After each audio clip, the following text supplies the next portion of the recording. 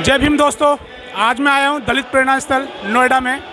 यहाँ पे आज जो है काशीराम जी का जन्म अवसर पर यहाँ पे दलित समाज के या अन्य समाज के भारतवर्ष से कोने कोने से लोग यहाँ पे आए हुए हैं और कोने कोने लोग आए हुए हैं बाबा साहब को नमन करने के लिए, काशीराम जी को नमन करने के लिए, उनके आदर्शों पर चलने के लिए।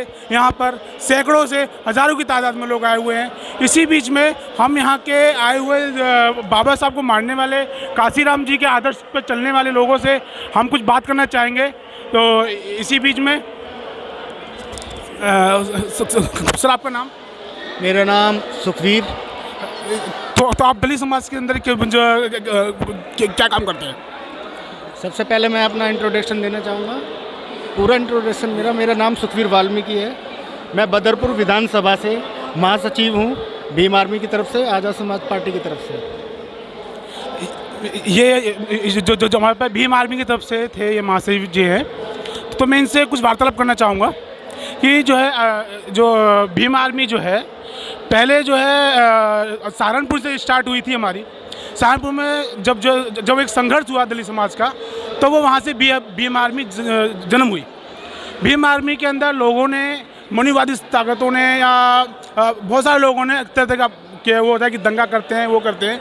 लेकिन जब मेरे को ये सुनने में आया, सहारनपुर के अंदर भीम आर्मी ने स्कूल भी खोला बच्चों को पढ़ाने के लिए। तो जैसे कि अगर आप दिल्ली में विधानसभा से, बदरपुर विधानसभा से आए, तो फिर आप अपने विचार या काशीराम जी की जो प्रेरणा है उसको आगे ले जाने की क्या विचार हैं आपके? सबसे पहले तो मैं आपको बता देता हूँ, ये जो लोग बोलते हैं कि भीम आर्मी दंगा फैलाती है, दंगा एक्चुअली में हम बिल्कुल नहीं भड़काते हैं। हम तो सिर्फ न्याय और अपने हकों की बात करते हैं।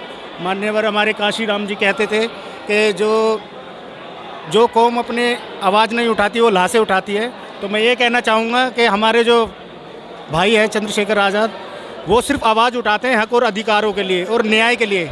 आपने देखा होगा जहाँ भी कोई भी बात होती है, कहीं भी अत्याचार होता है, सबसे पहले भीम आर्मी के सिपाही वहाँ पहुँचते हैं। आपको पता होगा, वहाँ पुलिस नहीं पहुँचती है। और जब पुलिस प्रशासन काम नहीं करती है तो वो काम हमारे भीम आर्मी के सिपाही, हमारे एडवोकेट चंद्रशेखर जी करवाते हैं।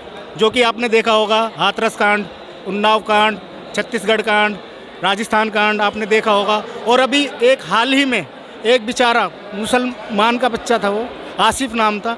सिर्फ उसका कसूर ये था, वो मंदिर में जाके उसने सिर्फ पानी पिया था और उसके थ्रू उसके बाप का नाम पूछा गया, जो कि एक मोमलम नाम होता है, जो कि तो उस वजह से उस लड़के को इतना मारा गया। आपने देखा होगा सोशल मीडिया पे क्या चल रहा है, ठीक है। और मीडिया ये चीज़ दिखाने को तैयार नहीं है। बाद में जाके भीम आर्मी के सिपाही वहाँ गए, हमारे कपिल आज़ाद जी हैं, नोएडा से ही है, गाजियाबाद से। उन्होंने जाके सारे बात का मतलब जायज़ा लिया और खुद चंद्रशेखर आज़ाद जी ने खुद वीडियो कॉल के जरिए उनसे बात की और अब वो उन पर जो दोषी है उन पर कार्रवाई हो रही है। तो जो काम आप लोग कर रहे हैं भीम आर्मी के थ्रू, जो चंद्रशेखर आज़ाद कर रहे हैं, ये काम तो सालों से बहन जी भी करती आ रही हैं। तो बहन जी में और जो भीम आर्मी में क्या फ़र्क है, क्या समानता है? आपने देखा होगा अभी इतने बड़े कांड हुए हैं, बहन जी का कहीं भी जिक्र नहीं सुना होगा, एक ट्वीट भी नहीं देखा होगा आपने। तो मैं ये कहूँगा कि बहन जी हमारे लिए प्रेरणा है, हमारे आदर्श हैं, हम उनकी इज्जत करते हैं और हमेशा करते रहेंगे। तो मैं यही कहना चाहूँगा कि चंद्रशेखर आज़ाद जी जैसा उभरता हुआ नेता, आपने देखा होगा, एक मैगज़ीन है अमेरिका की, टाइम्स मैगज़ीन, उसमें मतलब कि 100 नेताओं में से उभरते हुए नेता हमारे चंद्रशेखर आज़ाद जी हैं। तो ये हमारे साथ है बदरपुर विधानसभा के महासचिव भीम आर्मी से, जो मैं धनपाल सिंह, सुपर से ऊपर चैनल के लिए। धन्यवाद।